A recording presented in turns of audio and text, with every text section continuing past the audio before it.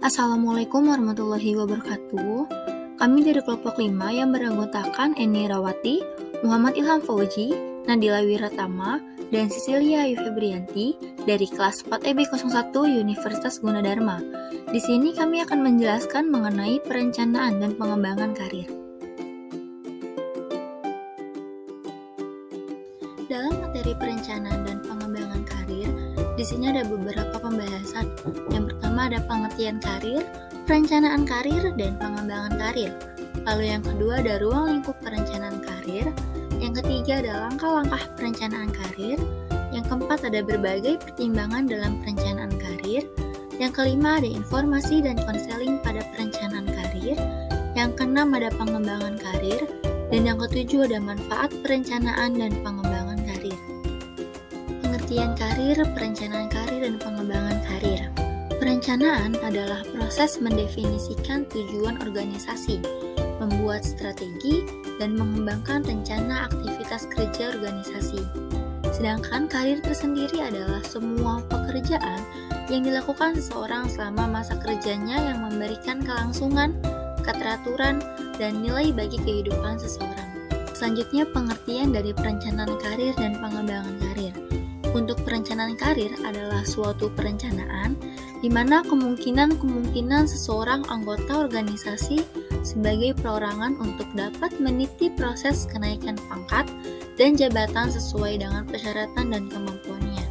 Sedangkan untuk pengembangan karir tidak definisikan sebagai semua usaha pribadi karyawan yang ditujukan untuk melaksanakan rencana karirnya melalui pendidikan, pelatihan, pencarian, dan perolehan kerja, serta pengalaman kerja.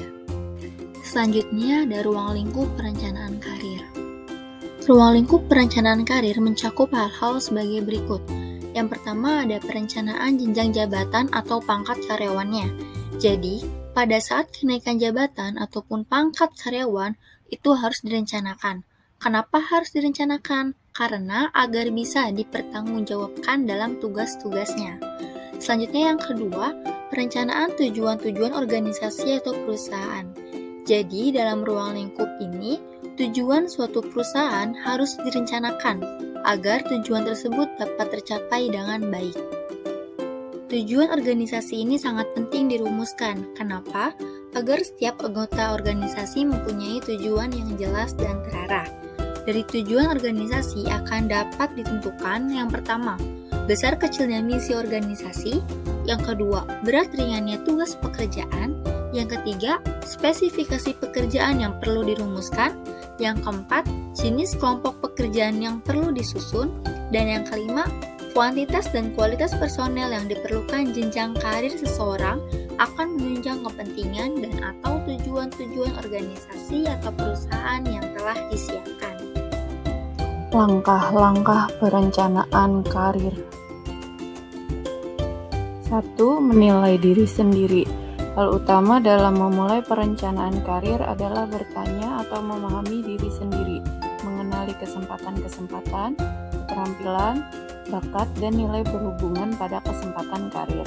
Kesempatan dalam suatu organisasi dipengaruhi oleh pertumbuhan atau kepadatan dari bisnis, kebijakan organisasi tentang pengembangan dan promosi karyawan dari dalam dan kebijakan dari internal kantor.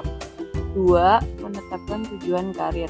Setelah seseorang dapat menilai kekuatan, kelemahan, bakat, dan setelah mendapat pengetahuan tentang arah dari kesempatan kerja, maka tujuan karir dapat dibentuk.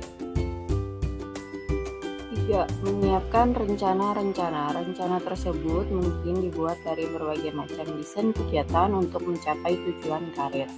4. Melaksanakan rencana-rencana. Untuk mengimplementasikan satu rencana, kebanyakan diperlukan iklim organisasi yang mendukung. Artinya bahwa manajemen tingkat atas harus mengajak semua tingkatan dari manajemen untuk membantu bawahan mereka dalam meningkatkan karir mereka. Berbagai pertimbangan dalam perencanaan karir. Menurut Siagian tahun 2003, berbagai faktor yang perlu dipertimbangkan dalam pengembangan karir adalah sebagai berikut. Perlakuan yang adil dalam berkarir. Perlakuan yang adil itu hanya bisa terwujud apabila kriteria promosi didasarkan pada pertimbangan-pertimbangan yang objektif rasional, dan diketahui secara luas di kalangan pegawai. Kepedulian para atasan langsung. Para karyawan pada umumnya mendambakan keterlibatan atasan langsung mereka dalam perencanaan karir masing-masing. Salah satu bentuk kepedulian itu adalah memberikan umpan balik kepada para pegawai tentang pelaksanaan tugas masing-masing, sehingga para pegawai tersebut mengetahui potensi yang perlu diatasi. Gilirannya, umpan balik itu merupakan bahan penting bagi para pegawai mengenai langkah awal apa yang perlu diambilnya agar kemungkinannya untuk dipromosikan menjadi lebih besar. Informasi tentang berbagai peluang promosi. Para pegawai pada umumnya mengharapkan bahwa mereka memiliki akses kepada informasi tentang berbagai peluang untuk dipromosikan. Akses ini sangat penting terutama apabila lowongan yang tersedia diisi melalui proses seleksi internal yang sifatnya kompetitif. Jika akses demikian tidak ada atau sangat terbatas, para pekerja akan mudah beranggapan bahwa prinsip keadilan dan kesamaan dan kesempatan untuk dipertimbangkan untuk dipromosikan tidak diterapkan dalam organisasi. Minat untuk dipromosikan.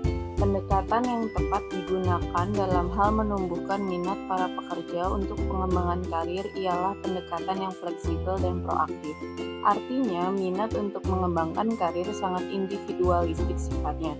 Seorang pekerja memperhitungkan berbagai faktor seperti usia, jenis kelamin, jenis dan sifat pekerjaan sekarang, pendidikan dan pelatihan yang ditempuh, jumlah tanggungan, dan berbagai variabel lainnya.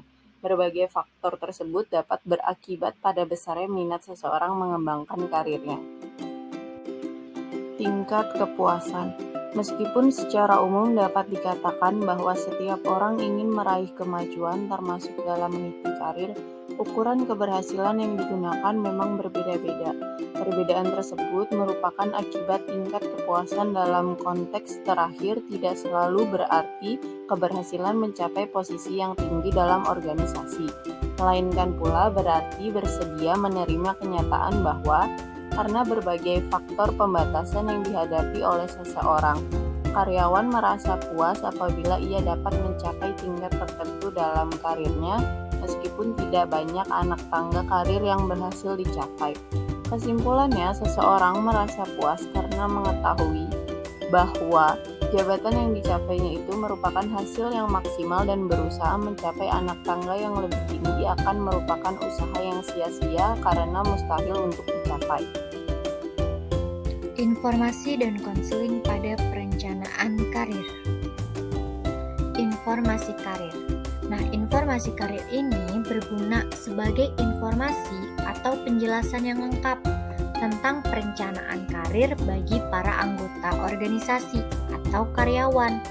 Nah, fungsinya untuk apa? Yaitu memudahkan anggota organisasi untuk mengetahui ketentuan, persyaratan, jenjang, atau arah karir dalam sebuah organisasi.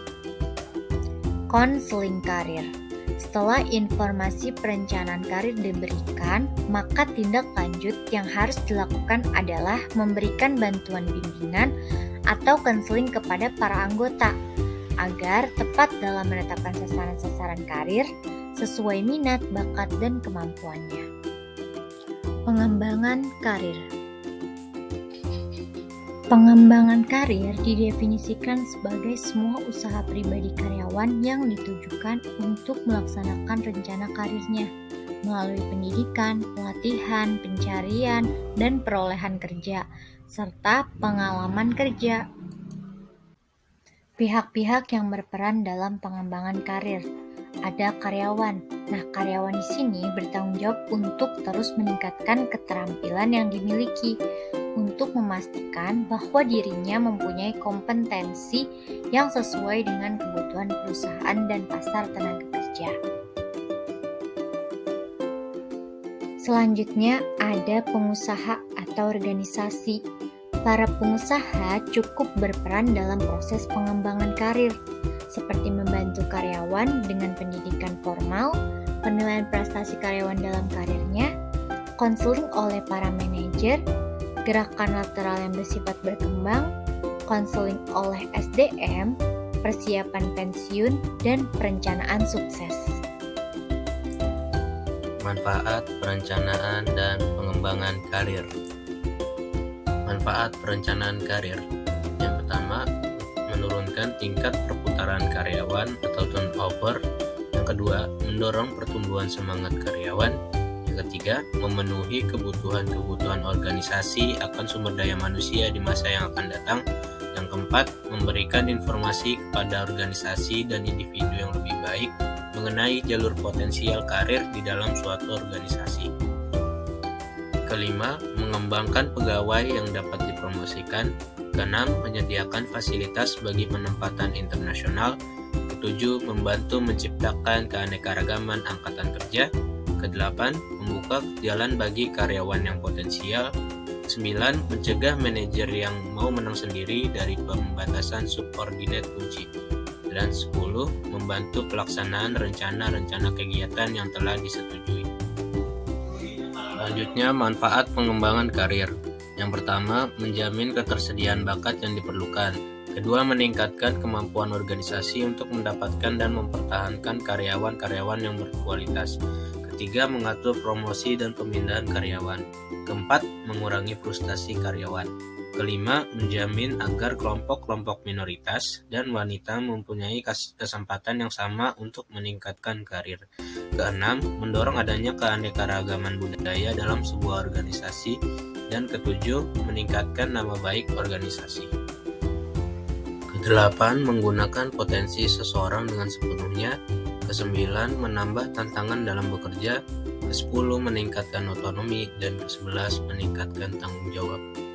Berikut adalah beberapa referensi yang kami gunakan untuk mencari materi mengenai perencanaan dan pengembangan karir. Sekian penjelasan dari kelompok kami mengenai perencanaan dan pengembangan karir.